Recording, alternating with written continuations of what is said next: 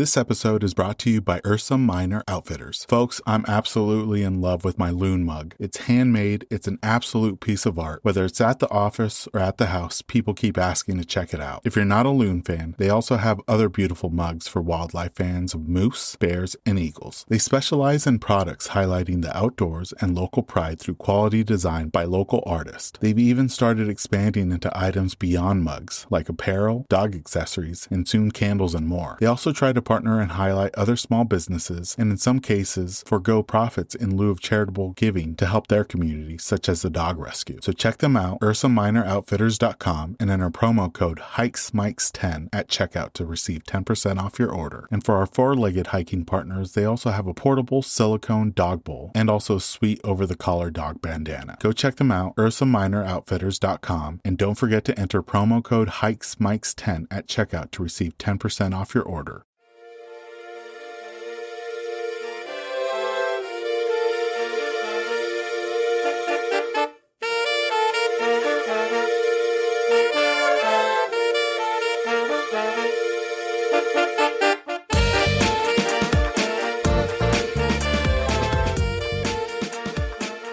Welcome, everyone, to a special bonus episode of the Hikes and Mikes podcast. I'm your host, Ivan, and occasionally I'll be bringing you some bonus episodes highlighting some amazing individuals who are participating in some fun outdoor events or helping some incredible nonprofits, as well as some up-and-coming outdoor companies, as we put the finishing touches on our Season 4 premiere episode. This episode was too good not to share at the start of the fall hiking season. So we're sharing this bonus episode with Joshua from Foretold Coffee Company on a Monday. You can follow them on Instagram at Foretold Coffee Co. In today's episode, Joshua shares with us the inspirational origin story of Foretold Coffee Company, some of his favorite hikes in and around Washington, and he breaks down how their different varieties came to be, including my personal favorite, Mexican honey, which once you hear the story behind it, you'll appreciate it as much as I do. And Joshua and the team at Foretold Coffee Company are offering Hikes and Mikes listeners a special offer of 10% off their first bag of coffee when you use the promo code HikesMikes10 at checkout. Without further ado, let's dive right into this episode featuring our guest, Joshua.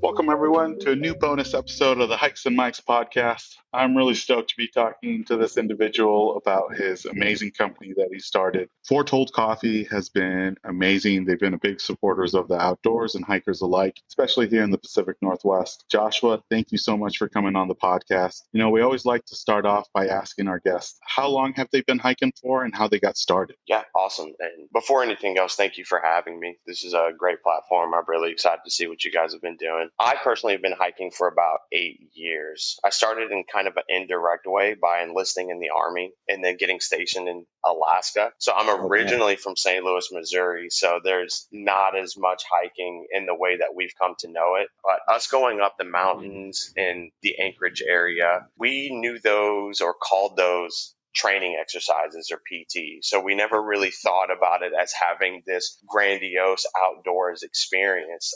It wasn't until I got a little bit older did I really understand the value of what was happening at the time. We did a training exercise in Crow's Pass, which was supposed to be like this, hey, mandatory fun training exercise, like you are going to show up whether you want to or not. You are not volunteering. And that was a 21-mile push through Alaska with a water crossing and like 3,550 feet of elevation. So I was hiking and backpacking and experiencing the outdoors in a way that I didn't really understand. So, call it young man's ignorance. Yeah, but that's how we got started, just out there with the guys in the cold, just having a good time, cracking jokes and whatnot. Yeah, Alaska's, I think, on a lot of hikers and backpackers' bucket list. How was it, switching from Alaska down to the Pacific Northwest? And how would you describe the hiking scene in and around your neck of the woods now? Being in the Seattle area, it's just a part of the culture, especially being in coffee. It's almost stranger to find people that don't hike, even if it's just a casual thing. So it's not as extreme as Alaska is, because what place is? I mean, you can drive down a highway, and for anybody who might be listening from Alaska, if you're going from Anchorage to Girdwood, those mountains are right next to you. You know, you drive 30 minutes outside of Eagle River and you're out there, so for most hikes that I would want to get to, they're about an hour and a half, 2 or 3 outside of Seattle. So it's not as in your face, but when you're out there, in the North Cascades or whatever it may be, it's just as impressive. So I love the area. I love everything that the area has to offer, just the diversity in the hikes as well. So I can't complain. It's been a great move. I think for folks living in the Seattle area, I'm always interested in what are some of their favorite hiking trails or destinations within the state. Because I'm based out of Central Washington, so I typically try to stay within the Central and Southern Cascades. But Seattle is such a good launching pad for any direction, whether it's the North Cascades, Central Cascades, or even the Olympics. What are some of your favorite local hiking trails and destinations? See, that's the hard part about the question, because I'm in this area with so much variety and so much versatility in what the hikes offer. I know that I haven't even scratched the surface yet. So it's hard to choose one right now when I still feel so young in the game. A very approachable hike, not at the risk of changing the nature of the question, but one of my favorite hikes that I also tell other people to go to is Lake 22. Very popular, very approachable. It's just a way to get people out without intimidating them. Because, as hikers and as backpackers, we tell people, some of these adventures that we go on, and people are like, I could never do something like that. Like, they would never want to push out that far or quote unquote suffer as much as we do for the fun of it. So I'm going to go with Lake 22 for now, just because it's so pretty. It's hard enough just to work up a sweat, but by the time you get to the top, you're hanging out. And it's a really good hike to get people to go with you on. So then you kind of see those little moments where, especially at the top of Lake 22, where people's just eyes just glow. And it's like, yes, this is what I wanted you to see. This was the whole reason that we came out here. So I'm going to go with Lake 22 for now. You ask me in 2 or 3 years, it's probably going to be something completely different. I like that. Yeah, I think Lake 22 is one of those hidden gems in the Cascade Range where it's popular in the sense that, either a lot of people have heard of it or they've done it, but it Right. hasn't gotten the foot traffic like, Cold Chuck or any of those. And it's just equally as impressive. Now, Joshua, you're also a backpacker, and I just started backpacking this summer for the first time. I'm always interested in finding out, some of the favorite backpack destinations here in Washington that people have had a chance to hike into and camp. Do you have any favorite backpacking destinations in and around the Pacific Northwest? Yeah, 100%. At the risk of sounding too much on brand, Rampart Lakes is an absolute must. Going to Rampart Lakes changed my life. Shai Beach was an amazing backpacking trip. I had never done any coastal hikes before, let alone camping along the coast and traversing like the coastal rock. If you've got weaker knees like I do, just be prepared, pack accordingly.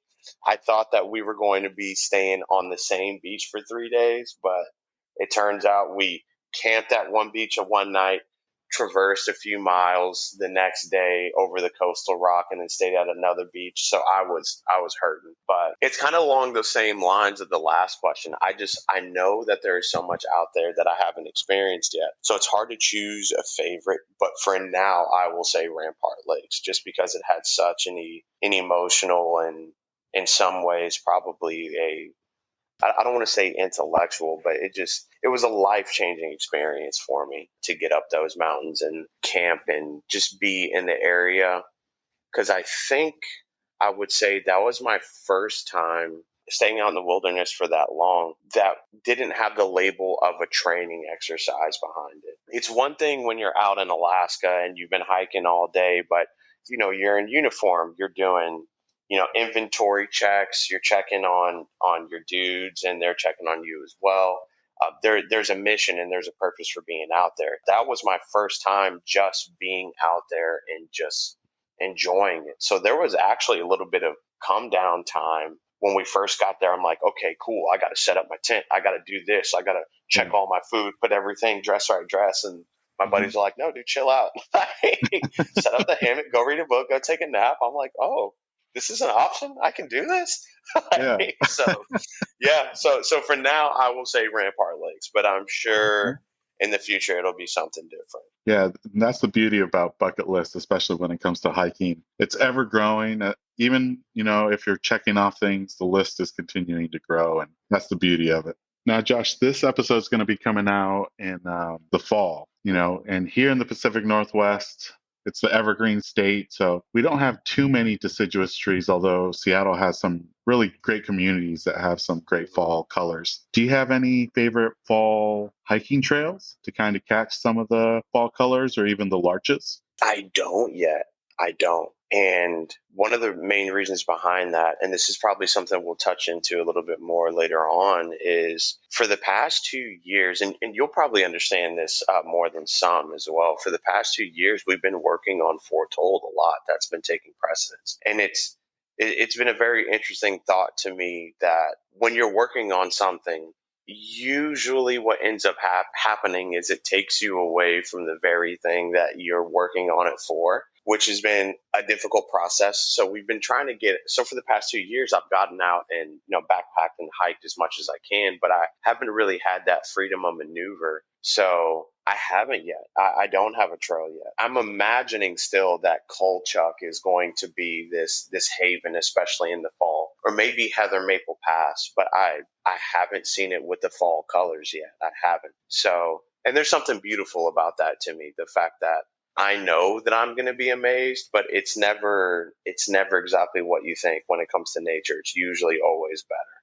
I don't have one just yet, and there's a reason, not an excuse, but I am working on it. This fall, we're going to go crazy. I'm just going to be gone. With fall means that winter isn't too far behind. And for me, some of my favorite hiking destinations in the Cascades become a little bit impassable. So I tend to go a little bit further east into the desert for my winter hiking. Have you been able to find some great winter hiking in and around Seattle? 100%. Lake 22 is still pretty accessible for the winter. Franklin Oh, okay. Falls is great in the winter. You might have to park a little bit further from the trailhead, so I think it adds another mile or two. There was Lake Talpas at certain times, or Talpas Lake, excuse me, at certain times is accessible in the winter. It kind of varies throughout the winter because it depends on the snow levels. So there will be times when those roads are closed off and you can't get there, but then there are other times when you can just drive up and get in that winter wonderland. And that's another goal for this year as well. I want to really, really train and then also get the proper equipment to just be out there this winter and possibly look into doing some sort of winter backpacking trip in the snow. So that's going to take some time, equipment, and training as well. But that's definitely on the whiteboard of, okay, what can we do?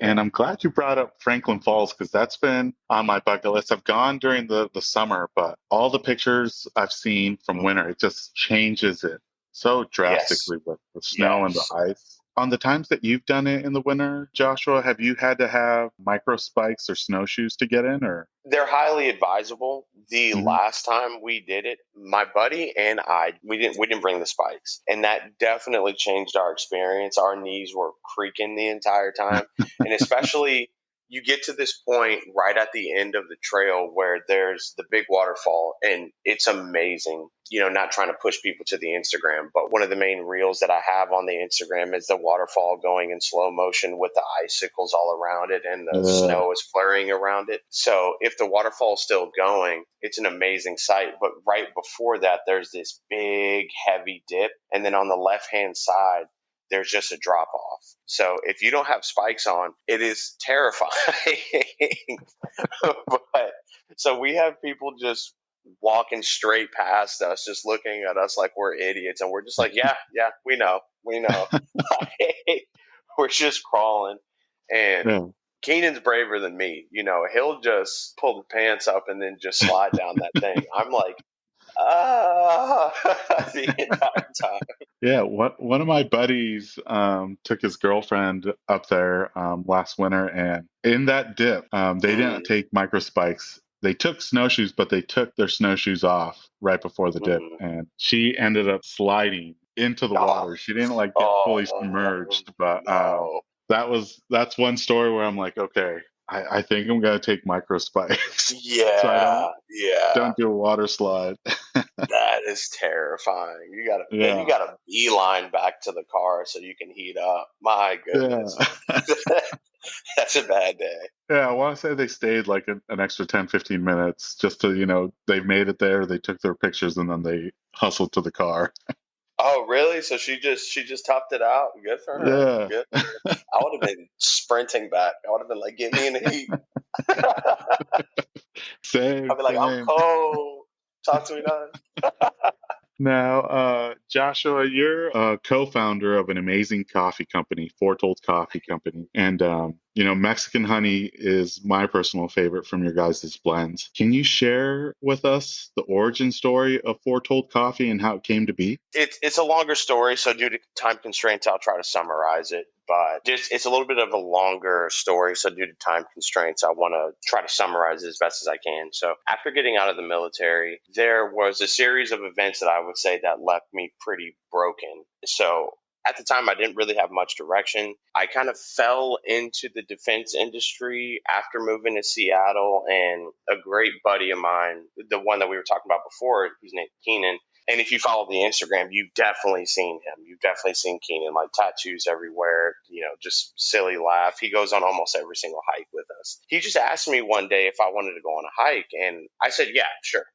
Whatever. Let's just get out the house. He said it was going to be super easy, that it wasn't super far away, that it was just going to be a good casual time, and that we'll be home, in time for dinner. What he didn't tell me, and this is very Keenan activity, this is very Keenan of him, is he didn't tell me that this was going to be the Mount Pilchuck Fire Lookout hike. Oh, wow. So, right? So I'm Yeah. not crazy, right? Okay. No, no, no. So I'm incredibly out of shape.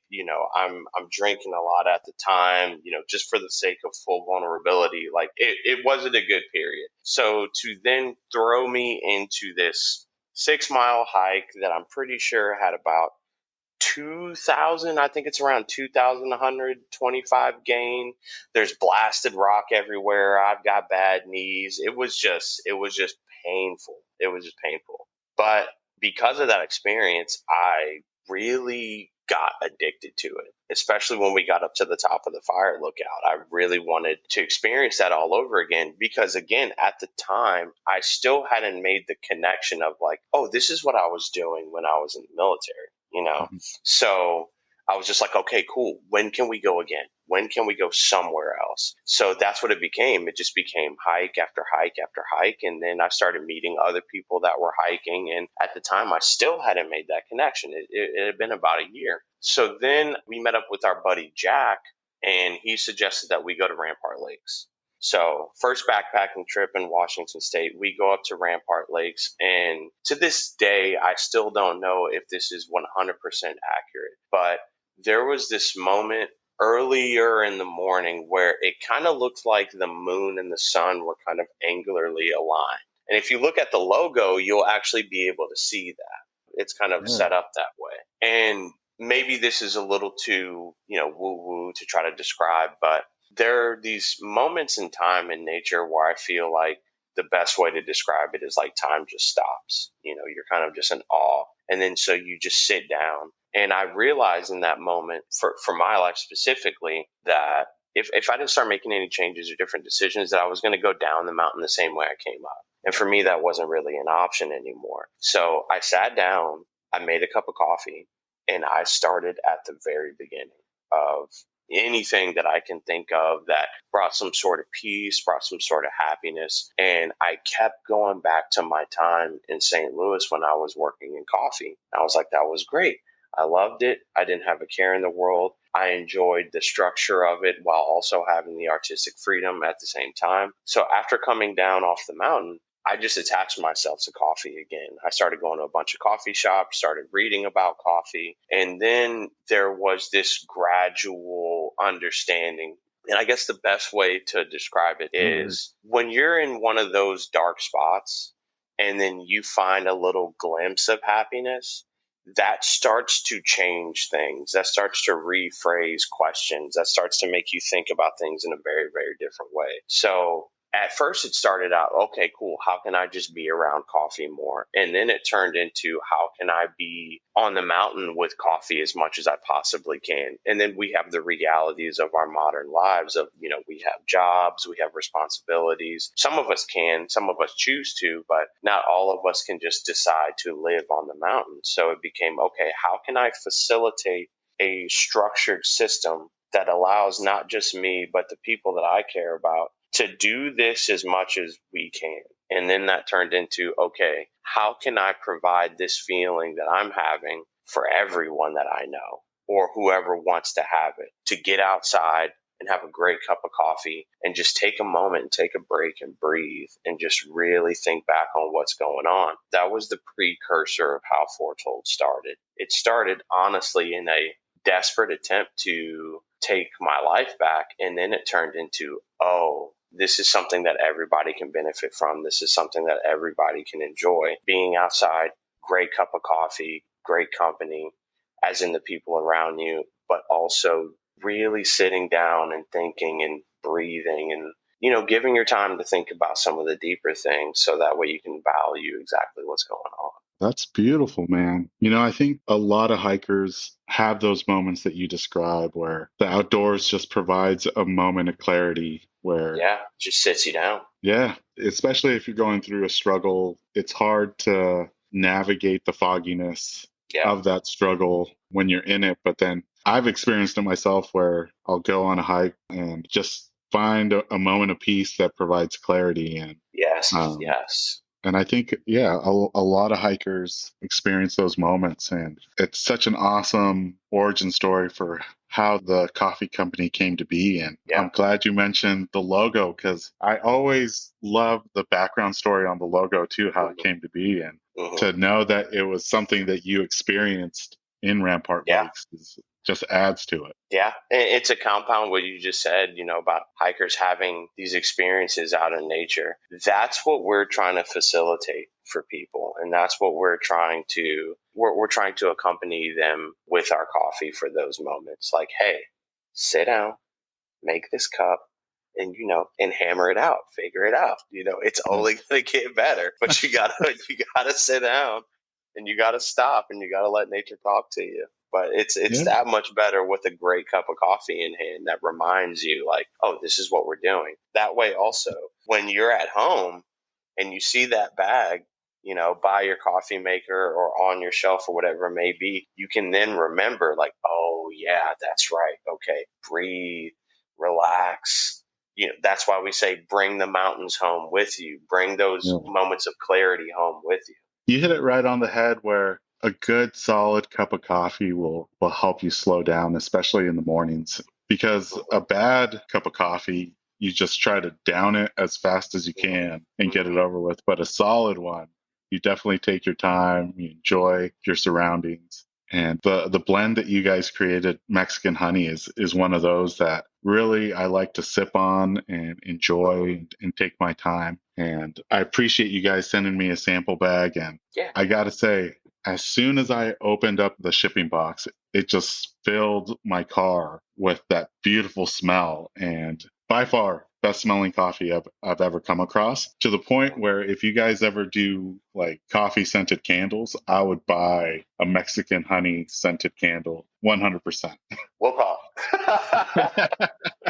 But, for me, I wanted to know how that blend kind of came together, because it's such a unique blend and such a great smelling blend. So a little bit of backstory here. So it's actually not a blend. So it's actually strictly single origin. Okay. So what single origin means, it's, at the risk of sounding like I'm insulting the intelligence, which hopefully I'm not, it originates from one source. So one farm, one farmer, one producer. Usually when you have blends, and usually when you end up having blends, it's either a higher quality Arabica bean that's going to be mixed in with either another high quality Arabica bean, especially when you get into those specialty coffee spaces. But for some of the non-specialty coffee spaces, usually it'll be a higher Arabica bean with either a lower quality Arabica bean or a Robusta coffee, which does not have as much quality as a Arabica. So, percentages, whether it be,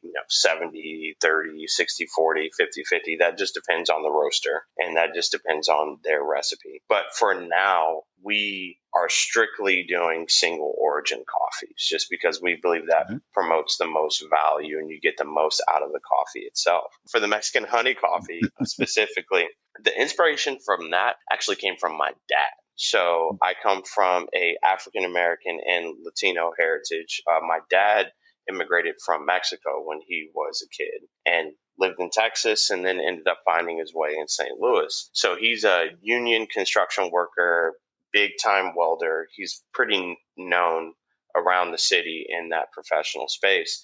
And, as a kid, you can't appreciate that. You can't look at him and be like, hey, this guy really crushes it every single day. He gets out there, he braves against the elements, because in Missouri and a lot of Midwestern states, so some of your Midwestern listeners will definitely know this, you get the extremes of every season. So when it's hot, it is hot and humid. When it's cold, it is amazingly cold, and so on and so forth. So if you're a construction worker out there, if you're a welder, if you're doing any kind of labor like that, that's a hard way to make a living, as respectable of a career as it is. But every single morning, he had this big thermos of coffee. He'd put a little bit of cream and a little bit of honey in it. So I specifically wanted to create a coffee. I was like, what is the best version of the coffee that my dad had every day before he would go to work, or dropping me off, or yelling at me if I was in trouble or something like that, which is probably well deserved. But rain, sleet, snow, shine, he had this coffee. So we worked with some beans, we worked with some different roasting styles, or roasting recipes, and it ironically enough, there was a Mexican coffee that we sourced. We did our roast profile on it, and it brought me back to that. Those early mornings, because we had to get up with them. My mother's a nurse. We're waking up at 5 o'clock in the morning so they can drop us off at Latchkey or something like that, because they got to go to work. So it brought me back to that. Oh yeah, I know what this smell is. I know what this taste is. And it was amazing sending him that coffee specifically. And he put cream and he put honey in it. And then he told me, I threw that out and I just put in a fresh cup. And I sat down in my kitchen and I looked outside and I thought about, like, maybe I need to go to Paris or something. And I was like, yes, man. Like, yes. That was the whole point. So that's kind of the backstory on that specific coffee. Wow. So single origin and heavily inspired by not just my father in my life, but heavily inspired by the Midwestern Southern coffee scene. When they say they want their coffee dark, they mean it dark. So that's what we did. We're going to give you the best version of that. That's an amazing story, man. And that just makes me appreciate the bag even more, because I'm Mexican too. And I don't know if your dad used the same thermos, but I feel like in the 80s and 90s, it was the thermos that was like fully metal with a little handle, and the lid was the cup. Yeah. And my dad was the same way. That's how he started his morning, is he would fill that up with a fresh cup, add his cream. And that was part of the morning ritual. So that backstory, hearing it just makes me appreciate Mexican honey even more. That's awesome, man. That's awesome. I appreciate that. Thank you. And the cool thing about it is, we say about our company specifically, and we mean it very specifically, is we roast to the taste of outdoor enthusiasts and coffee professionals. We don't necessarily claim to be a specialty coffee company. That's not necessarily what I want to be taken out of it. What I claim is to be in the specialty coffee space. I want to bridge that gap. So to take my father, who has been drinking coffee, whatever it may be, with milk and cream and honey and whatever it may be, to get him to just drink it black. And then now we've gotten to the points where he's like, I'm seeing all these other bags about, like, these Kenyan coffees, these Ethiopian coffees. He's looking at these light roasted, very specialty coffees. And I'm like, yes, keep going that way. That's where the good stuff is, right? It's cool kind of being in that space of, like, here's something that you understand, that you enjoy. I'm giving you the best version of this. And now we're opening up this world of coffee to these people that, wouldn't have looked at it, any other way. And I appreciate you sharing about the blends because when I was in Hawaii, Kona Hmm. coffee was huge and Yeah. it was 100% Kona coffee. So it hit differently. And Hmm. coming back to the mainland and buying stuff that I thought was Kona coffee, but then finding Yeah. out it's a blend and it's only like maybe Yeah. 10% Kona, Yep. it Yep. just doesn't hit Yep. the same. They don't hit the same. But outside of Mexican honey, you have a couple other varieties that are up for sale. Can you share a little bit about those and what the process was behind creating them as well? 100%. So all of our coffees, again, as of now, are single origin. And that's probably what we're going to specialize in sticking with. Maybe later on we'll do some blends, but those will be blends with other quality single origins as well. But for now, strictly single origin. So we offer a Peruvian coffee and then we also offer an El Salvadoran coffee. Our Peruvian is going to be our light roast, which is actually graded for specialty coffee. And then our El Salvadoran is, I'm pretty sure that's the one that has the Rainforest Alliance certification with it, which was really important to us as well. So we have a little bit of diversity within our coffees as well as far as grading and certification, which is a little bit longer of a conversation that could take up the rest of our time. So we'll try to go past that. But the way that I would approach this for someone who isn't in the specialty coffee space that honestly doesn't really care is start with the El Salvadoran, because that is going to be our medium roasted coffee. So you're getting a little bit of taste of both worlds. If you know that you specifically like single origin coffees, let's go ahead and start with the Peruvian. And if you've never been in the specialty coffee space, you don't really care, you just want something that's going to be good and the best version of what you're already having for, milk, cream, sugar, whatever it may be, then go with the Mexican honey. The way that these came to be was actually from you guys. And this is what that means. At the risk of, sounding like I'm trying to, dog on the coffee industry, I'm not necessarily trying to do that because I've had conversations with other people in the coffee industry and usually they would agree with me. It's a very insular space. Like there's this tendency to be like, okay, cool. This is a Kenyan. This is an Ethiopian. This is the grade that it is. So therefore, it ticks all the boxes of what a good coffee is supposed to be. Therefore, it is good. Now, you're like, duh, Josh, that's advertising, that's marketing, that's people with these very advanced taste palettes that, have dedicated their entire lives to the coffee industry. Of course, they're right about it. And that is true. But on the other end, there is somebody in rural Indiana right now that does not care about that at all, right? When the majority of the people truly don't care about that. And again, not trying to dog on the coffee industry itself, the coffee industry usually just kind of just ignores those people.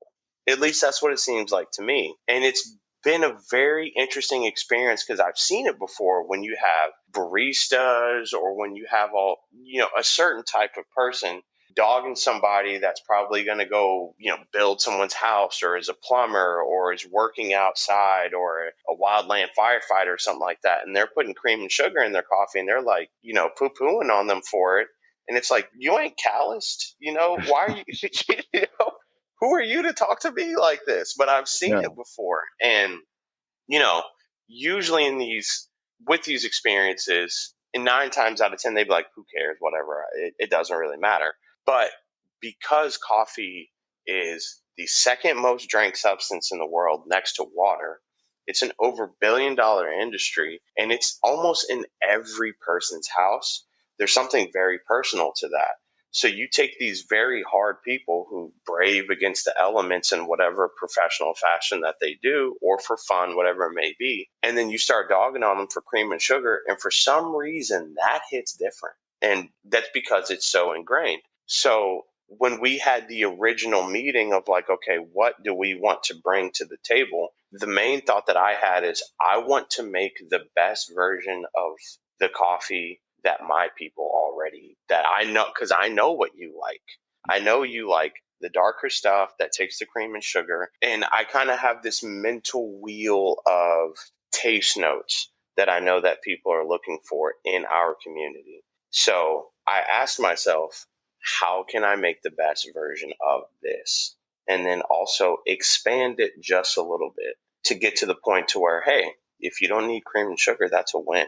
That's what we're looking for, because the coffee needs to be that good. The problem is not necessarily that you need cream and sugar. The problem is the coffee that doesn't need that usually is not accessible to somebody who's not necessarily looking for it.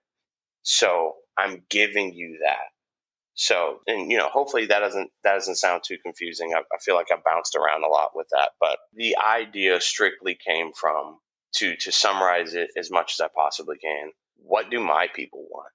This isn't going to be me, saying this is what I think is good, so therefore you should think this is good and bend to what my taste says.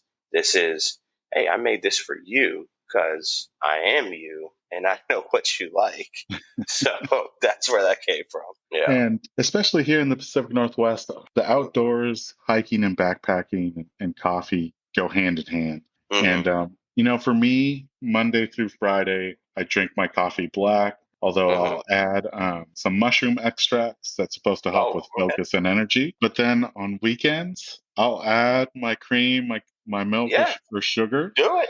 And that's the beauty of it is I feel like, sometimes, especially in and around Seattle and the Pacific Northwest, like you have to have your coffee a certain way in order to be Mm-hmm. considered like a coffee aficionado. But, some days I drink it black, some days I need a sweetener. And I think Yeah. the vast variety of coffee out there lends itself to changes in how you take it. 100%. Yeah. We as a company reject that whole concept of this weird, strange elitism that I don't truly understand, especially when you're talking to people that, they sacrifice their time and their bodies outside, working these really hard jobs, or I don't want to go off all over again. It's just a strange space to be in at times. You know what I mean? So I'm wondering, Joshua, what's been your relationship with coffee and the outdoors prior to Foretold, and what is it now? It goes hand in hand. One of my buddies, Emma, that went on, I mean, she usually hikes with us every single time.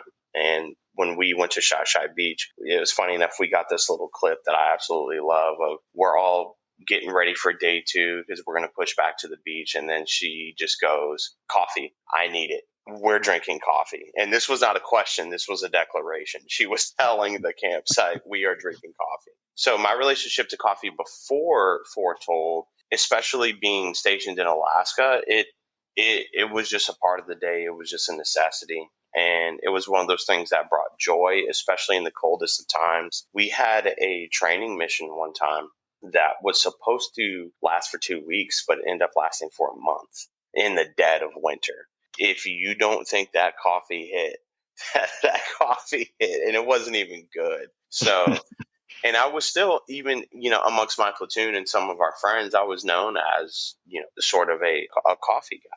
Not sort of, but, if they listen to this, they're going to start roasting me in my text messages like, oh, you think you're cool? But, yeah, that was kind of just the relationship that I had with coffee. It was just assumed. But because I assumed it, it wasn't that it wasn't appreciated. And that's where I would say that this is good. I would say that's where I lost my snootiness. Starting in the specialty coffee space in St. Louis, I did gain that. Like, okay, cool, cream, sugar. What are you doing? You need this high grade, yada, yada. But there are plenty of people in professional and personal spaces that do not have access to that. And they also don't care. I need to be warm right now. So Yeah. what is the difference? So how much of a difference would that be if it's not just fuel, but it's also good? It can make your day. It can change the day. And now it's been a relationship that I really have to stay on top of, because now that we're in the business of it, as trying to balance the aspect of looking at it from the artistic viewpoint and then looking at it from a product viewpoint. I have to make sure that I don't lose touch with the love and appreciation and the message of what we're trying to communicate with our coffees, and continuing coffee education and remaining in the space and being open to change and being open to being wrong about my own palate. And at the same time, seeing this as a product that It costs money to buy green beans. It costs money to roast. It costs money to package. It costs money to ship. So, and that's a part of the fun. I enjoy that part of it as well. But it is something that I have to be mindful of. Don't get so lost in the numbers that you forget to sit down and look out the window and have your cup of coffee and remember to bring the mountains home with you too.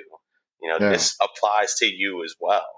So yeah. I love that. We kind of talked about this before we started recording, but a lot of backpackers to sacrifice quality and save on Hmm. weight, they Yeah. tend to pack the instant coffee, which it's okay, but I've definitely struggled to find the right one that works for me. Have you found a good way to enjoy coffee on a backpacking trip that doesn't sacrifice quality or taste? I think AeroPress is the way to go. And that may be the most, I think a lot of people would agree with that. There's nothing inherently wrong with instant coffee if that's how much you value your morning cup. If you just want something to go, then okay, cool. And, little sneak peek into the future, that's something that we're kind of working on in the background. And it's going to take time because of the, instant coffee process. How do I maximize the flavor but also, keep it in this little tube? But I don't think that even if I had, Foretold instant coffee right now in my hand, I would still bring my AeroPress. I'd still bring my little hand crank because that's a part of being outside.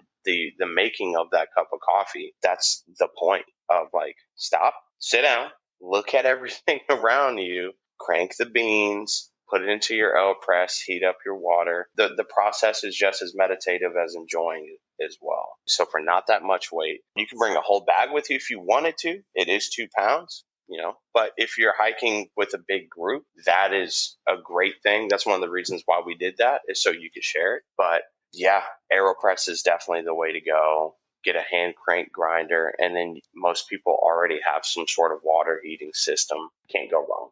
Can't go wrong. And have you been able to find or witness a good camp hack or backpacking hack to make coffee without taking too much gear? So I think my answer follows that one up as well, because the Mhm. AeroPress, it collapses into itself. So then it's just a little, tubular thing that you can keep with you. That hand crank grinder, you can pack that up in a little bag. And there's all sorts of different versions of that grinder. You have to take out a filter or two depending on how many coffees that you want to make. But this stuff does not take up a lot of space. If you've, been anything like me in the past, there have definitely been some things that I took that I did not need to take that took up a lot more space than Yeah. what this little grinder, this little brewing system would.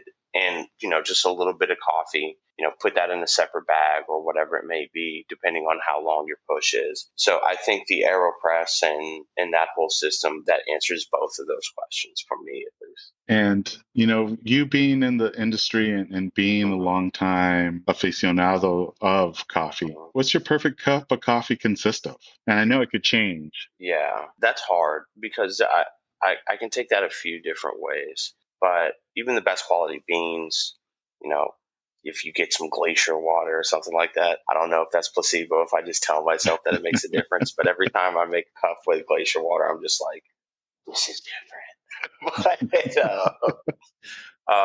It's hard to say because, especially on the mountain, you could be set up for success, but you might not make the perfect cup because you're probably not taking a scale with you or anything like that unless you pre-dosed and pre-measured out the grounds. So the way that I would answer that is like the perfect cup of coffee for me, especially on the mountain, it just stops me.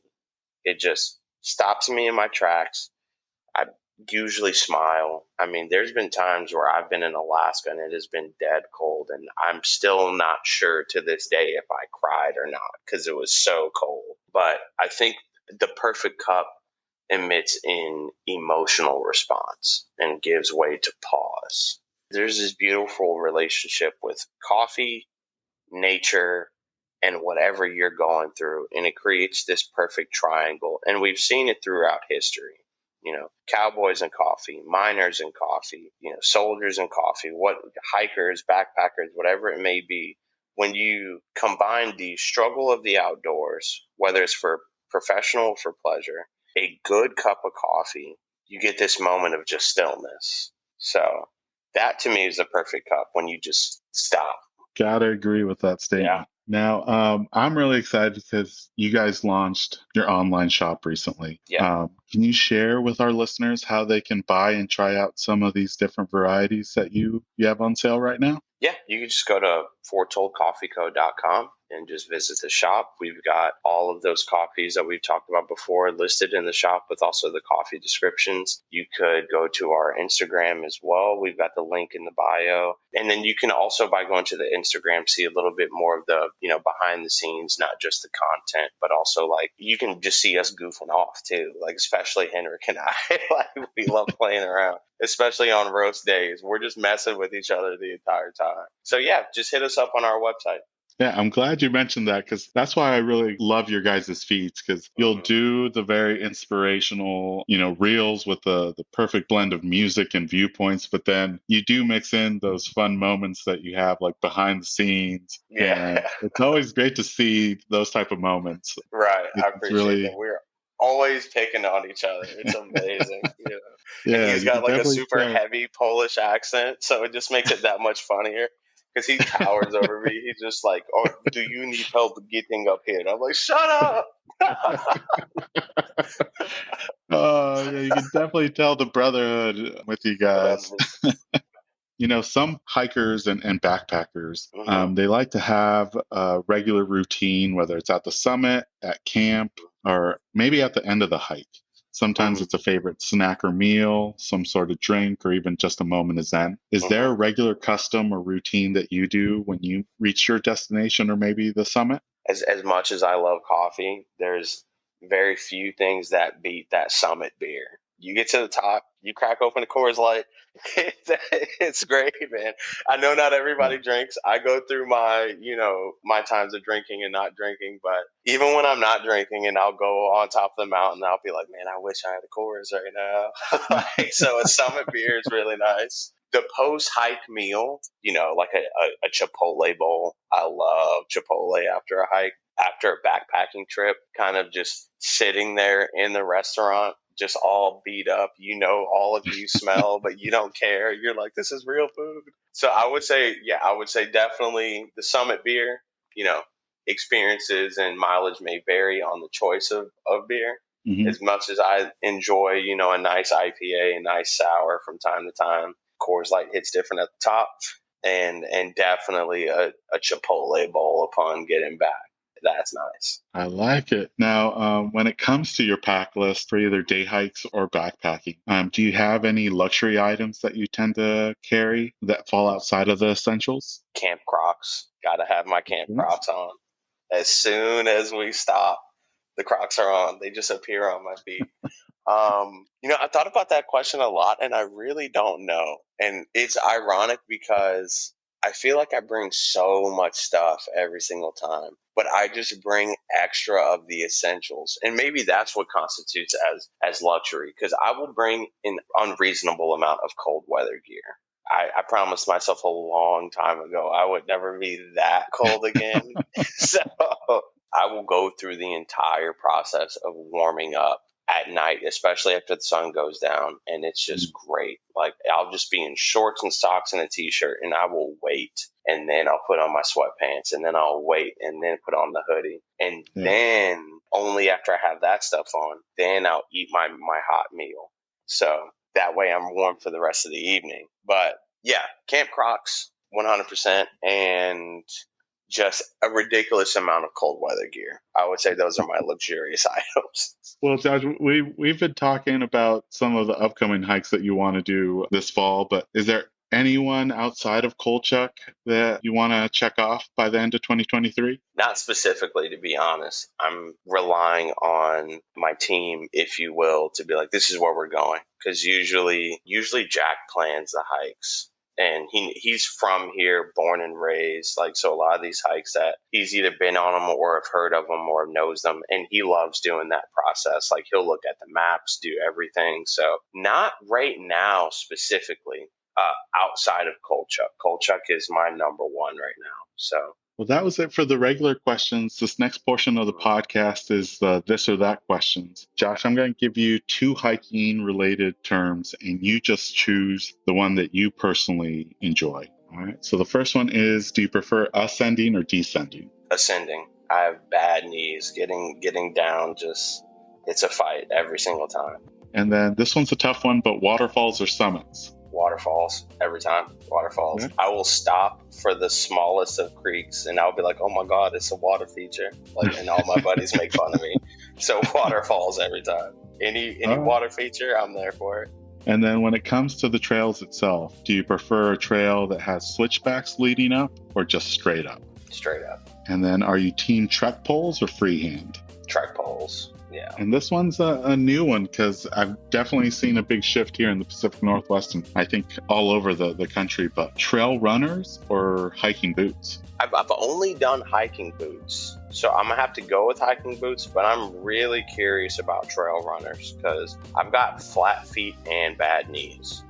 So maybe that's where I need to do some research. Maybe I need to switch my gear up a little bit. But for now, I'm going to go with hiking boots because that's what I've been using. And then this is another trail system feature, but do you like a loop trail or an outback trail? Loop. And then I know we're coming into fall, but when you do come across a body of water, do you jump in or do you stay dry? I stay dry. I'm not getting in there. And then this one's equally tough, but sunsets or sunrises? Sunset. This one's another hard one, but spring wildflowers or fall colors? Fall colors. I haven't even seen them yet, and I know. Fall colors. And then this one's the most controversial one, but do you tag a hike or do you not tag a hike on social media? I tag it. Awesome. Let the people know. Like, the people got to know. Well, that was it for the this or that questions, Josh. Really appreciate you coming on the podcast. Once again, if folks want to buy Foretold Coffee or follow you guys online or on social media, what are some of the places they can find you at? You can find us on Facebook, Instagram, TikTok, LinkedIn, YouTube as well. Yeah, you can always go to our website, foretoldcoffeeco.com. And yeah, we're trying to make ourselves as available as possible. So yeah, anywhere where you would think to look, you can probably find us. And we'll be sure to put all those in the episode show notes. So listeners, please check Foretold Coffee out and check out Josh and the crew on social media, including Instagram, to see some of those fun behind the scenes videos that they post. Thanks, Josh, for coming on. Yeah, thank you. This was great.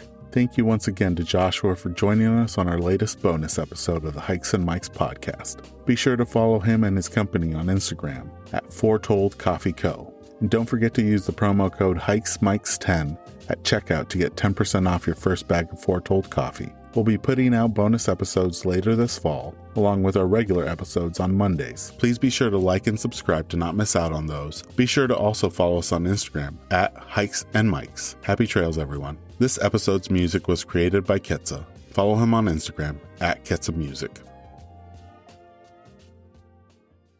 This episode is brought to you by Flip Socks. Whether you're on the trail, on the job, or in the yard, Flip Socks will keep Mother Nature out of your boots with their innovative nylon sleeve. You no longer need to worry about any annoying debris getting trapped in your boots during your hikes. Simply flip down the nylon sleeve over any boot to prevent Mother Nature from finding its way inside, keeping your feet comfortable all day long. To get your first pair, visit flipsocks.com and enter promo code HikesMikes10 at checkout to receive 10% off your order. And for listeners who use the promo code at checkout, I'll be donating 100% of the Season 2 promo code proceeds to Big City Mountaineers, who provide transformative experiences through connections to nature that strengthen life skills and build community for youth in disinvested communities across the nation. So if you're tired of bits and pieces of the trail finding its way into your hiking boots, pick up a pair of Flip Socks today with the promo code HikesMikes10 to get 10% off. For website and promo code, see the episode description.